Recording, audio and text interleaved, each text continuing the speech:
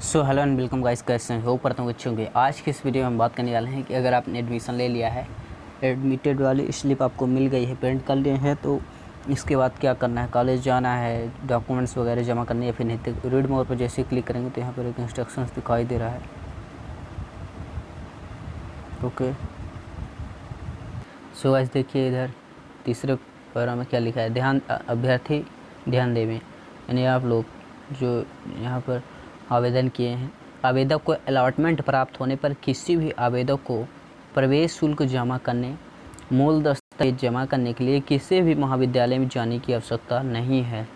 प्रवेश शुल्क करने हेतु जमा करने हेतु अलॉटमेंट लेटर डाउनलोड करते ही epreves.mponline.gov.in पोर्टल पर एडमिशन फी लिंक से आवेदक स्वयं किसी भी बैंक से ऑनलाइन शुल्क net banking, ATM, debit card, credit card, UPI wallet के जरिए अथवा अधिकृत कियोस्क के माध्यम से जमा करना आवश्यक है। इसके पश्चात ही प्रवेश मान्य होगा उच्च शिक्षा संचालनालय। ओके, तो यहाँ से जानकारी मिल गई। अब एक और मैं रूल बुक दिखाता हूँ आपको।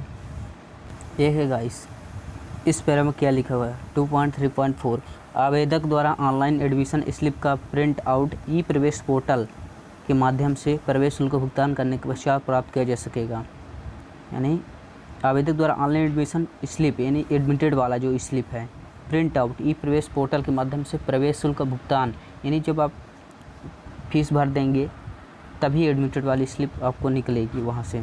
तो यह प्रवेश प्रक्रिया का महत्वपूर्ण हिस्सा है जिससे आवेदक यह सुनिश्चित कर सकेंगे उनके प्रवेश की प्रविष्टि पोर्टल पर हो चुकी है या नहीं। तो इसको आप ज़रूर से अच्छी तरह से प्रिंट निकाल कर अपने पास रख लें, यही आगे आपको काम आएगी। तो एडमिशन स्लिप का बाद में भी पोर्टल से प्रिंट लिया जा सकता है। अब यहाँ पर अगले पैराग्राफ में क्या है 2.3.5 में कोविड-19 के परिप्रेक्ष्य में शैक्षणिक सत्र, अब देखिए इसमें बताया कि कॉलेज जाना है या नहीं, है ना। शैक्षणिक सत्र में अध्यापन कार्य आरंभ होने के पश्चात घोषित समय सीमा में आवेदक को प्रवेश प्राप्त करने वाले शासकीय या अनुदान प्राप्त या शासकीय प्राइवेट अशासकीय महाविद्यालय में उपस्थित होकर मूल डुप्लीकेट टीसी, माइग्रेशन एवं अन्य आवश्यक दस्तावेज जमा करना अनिवार्य होगा। निर्धारित समय सीमा में दस्तावेज जमा न करने की स्थिति में प्रवेश स्वतः निरस्त माना जाएगा। यानी जब आपका अध्यापन कार्य शुरू कर दिया जाएगा, क्लासेस स्टार्ट हो जाएंगी, स्टडी स्टार्ट हो जाएगी कॉलेज में, तो आपको टाइम लिमिट दी जाएगी। उस टाइम लिमिट के अंदर आपको सब कुछ डॉक्यूमेंट्स वगैरह जमा करने हैं। अगर जमा नहीं कर पाएंगे तो प्रवेश आपको स्वतः ही अपने आप निरस्त हो जाएगा, चाहे आपने फीस जमा किया होगा तब भी, है ना। तो ये बातें हैं। अब मैं बता देता हूँ किस स्लिप की मैं बात कर रहा हूँ कि आपको संभाल कर रखना है। ओके, देखिए गाइस, इस तरीके की स्लिप को आपको जो है तो संभाल के रखना है। यहाँ पर देख लीजिए एडमिटेड वाली, यहाँ पर देखिए ऑप्शन आ रहा है प्रिंट, पीडीएफ फॉर्म में प्रिंट होगी आपके उसमें मोबाइल फ़ोन में या फिर कंप्यूटर में, तो आपको प्रिंट करवा लेना है यानी एक कागज़ में। तो वो चीज़ यहाँ पर आपको इस चीज़ को आपको संभाल के रखना है। ओके, और जिनका मान लीजिए आपने फीस सबमिट कर दिया है, अलॉटमेंट लेटर पहले नहीं निकाला है, तो कोई प्रॉब्लम नहीं, ये आपको अलॉटमेंट लेटर का क्या काम पड़ेगा, ये आपके अब तो एडमिटेड हो चुके हैं उस कॉलेज में, तो कोई प्रॉब्लम नहीं है। इसको आपको जो संभाल कर रखना है, जैसे कुल फीस 1000 रुपये जमा की गई है ना, इनके द्वारा कियोस्क के माध्यम से यहाँ पर जमा हुई है। आप अपने माध्यम से भी कर सकते हैं, अपने फ़ोन से, कंप्यूटर से, जो भी आपके पास आपका साधन है। ओके, तो देखिए, है ना, प्लॉटेड STXOP, इसके बारे में जानना चाहते हैं तो कमेंट करें। यहाँ पर इन्होंने कोई भी स्कीम का लाभ नहीं लिया है, इसलिए इनकी फ़ीस 1000 जमा हुई है। अगर ये जो है तो संबल कार्ड जो होता है, मुख्यमंत्री जन कल्याण शिक्षा प्रोत्साहन, या फिर मेधावी, अगर ये मेधावी के अंदर आते हैं, 70% मार्क्स इनके 70% से अधिक हैं, तो ये मेधावी विद्यार्थी योजना का भी लाभ ले सकते थे।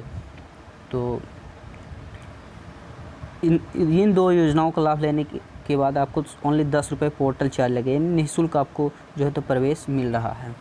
और मैं आपको बता देना चाहता हूँ, जो SC ST OBC कैटेगरी में आते हैं वो छात्र, अगर वो लोग यहाँ पर मुख्यमंत्री मेधावी या फिर संबल योजना का लाभ ले लेते हैं तो उनको स्कॉलरशिप प्रोवाइड नहीं की जाएगी।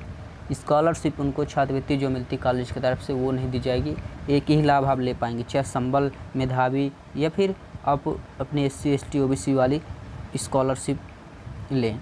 तो यहाँ पर मैं आपको बता देना चाहता हूँ, कई कॉलेज में ऐसा होता है कि आप जो है तो फीस सामने से हाथों से नहीं देनी पड़ती है, उसी जो स्कॉलरशिप रहती है उसका फॉर्म भर देना पड़ता है, और जो फीस आती है तो कॉलेज को सैंक्शन हो जाती है, XYZ जो भी है। तो ये भी कई कॉलेज में रूल होता है, कई कॉलेज में अलग रूल होते हैं। तो अपने अपने कॉलेज में पता कर सकते हैं जाके, अगर आस पास आपका कोई कॉलेज है तो एक बार जाके आप पता भी कर सकते हैं कि डॉक्यूमेंट्स वगैरह आप जमा हो रहे हैं कि नहीं। बट इसमें तो अभी नहीं दिखाया गया है कि जमा करने हैं आपको, कोई वो नहीं है ना गाइस।